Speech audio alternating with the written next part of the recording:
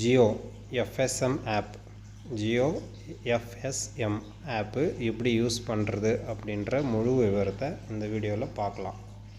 First லீட்ஸுன்னு இருக்கிற இடத்துல தான் நம்மளோட ப்ரோக்ராம், அதாவது டெய்லி என்னென்ன நம்ம பண்ணணும் அப்படின்றது எல்லாமே அதில் வரும். அது கீழே ஆல் ப்ரோக்ராம் இருக்கு பாருங்கள். ஆல் ப்ரோக்ராமை கிளிக் பண்ணோம்னா ஸோ ஒன் பை ஒன்னாக என்னென்ன ப்ரோக்ராம் இருக்குது. जनरेट भी बंद करना ना सर.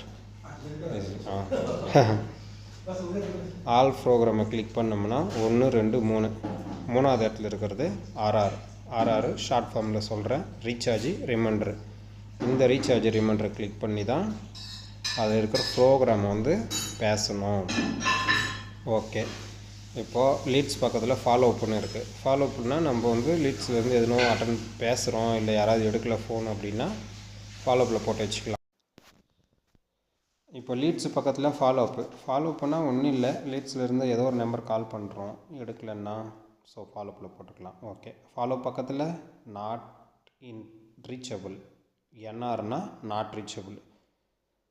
என்ஆர் பக்கத்தில் இன்ட்ரெஸ்டட்னா இப்போ ஒருத்தர்கிட்ட பேசிட்டோம், கம்ப்ளீட் ஆயிடுச்சு, அந்த நம்பருக்கும் நம்மளுக்கும் எந்த ஒரு வேலையும் இல்லை, அது கம்ப்ளீட் ஆயிடுச்சு அப்படின்னா இன்ட்ரெஸ்ட்டில் போட்டுவிட வேண்டியது தான். அடுத்து வந்து என்ஐன்னு இருக்குது. என்ஐன்னா நாட் இன்ட்ரெஸ்ட்.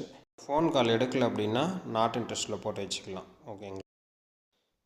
ஒருத்தர்கிட்ட பேசி கம்ப்ளீட் பண்ணிவிட்டு காலை கட் பண்ணோம்னா இந்த மாதிரி தான் வந்து